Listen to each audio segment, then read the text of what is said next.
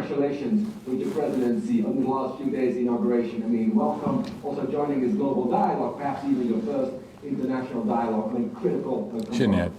Sir, Mr. President, what is success for you? Thank you very much. Merci beaucoup.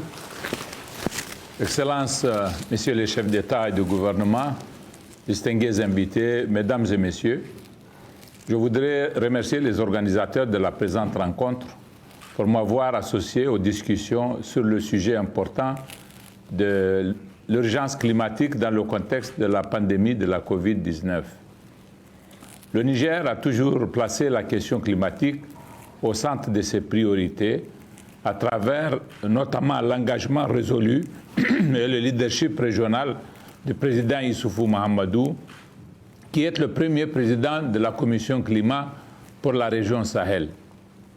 Il s'y était investi en travaillant sans relâche pour une mobilisation conséquente de notre région sur la question climatique, en initiant les programmes convenus dont, entre autres, la mise en place du cadre transitoire opérationnel de la Commission climat pour la région du Sahel, ici même à Niamey.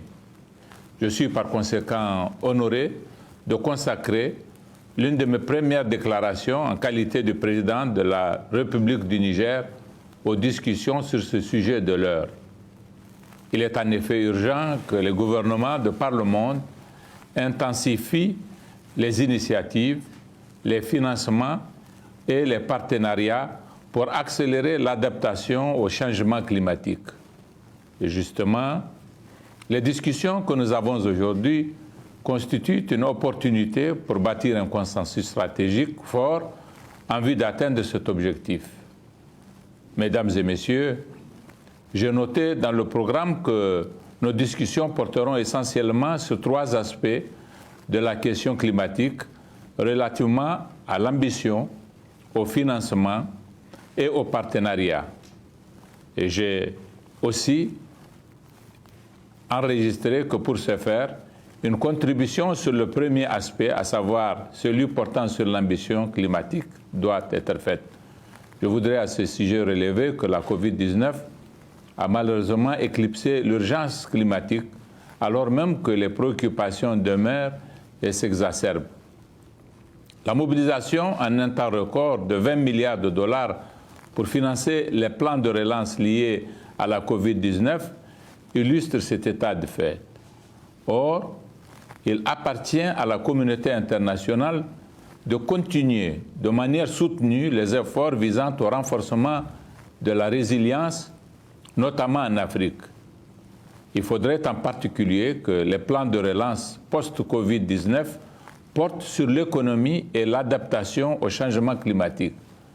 Au Sahel en particulier, les impacts néfastes des changements climatiques accélèrent la vulnérabilité des populations et les privent de leurs moyens d'existence, contribuant ainsi à l'apparition d'autres fléaux tels que la migration des jeunes et les défis sécuritaires comme le crime organisé et même le terrorisme. C'est dire que la combinaison de l'urgence liée à la COVID-19 et au changement climatique pourrait compromettre toute perspective économique en Afrique si des actions vigoureuses et adaptées ne sont pas prises. Pour sa part, le Niger a consacré d'importantes ressources pour renforcer la sécurité alimentaire et la résilience des populations au cours des 10 dernières années. Nous intensifierons ces actions dans le cadre de la mise en œuvre du programme sur la base duquel j'ai été élu par les Nigériens le 21 février dernier. Et ce d'autant plus que ce programme est en phase avec le programme d'accélération de l'adaptation en Afrique, PAAA. Le Niger attache un intérêt particulier aux actions prévues par le dit programme, surtout s'agissant du projet d'ouverture des zones de production transfrontalière intégrées et du programme de lutte contre la chenille légionnaire et autres parasites dans le domaine de la production agricole, l'appui à la mise en œuvre de la contribution déterminée au niveau national du Niger à travers des actions d'adaptation aux bénéfices principalement des jeunes et des femmes. Mesdames et Messieurs, il est indispensable que les pays du Nord concrétisent enfin leur engagement pris dans le cadre de l'accord de Paris pour la mobilisation de 100 milliards de dollars par an consacrés au financement des actions climatiques au bénéfice des pays en voie de développement.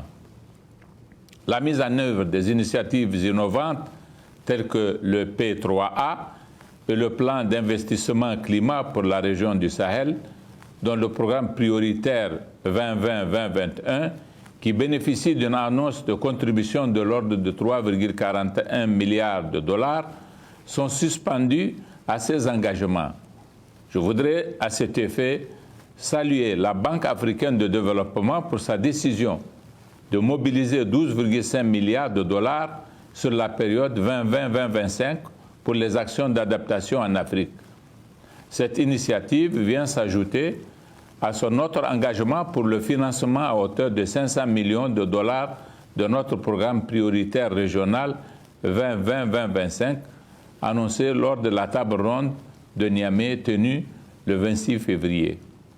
Voilà ce que j'ai à dire.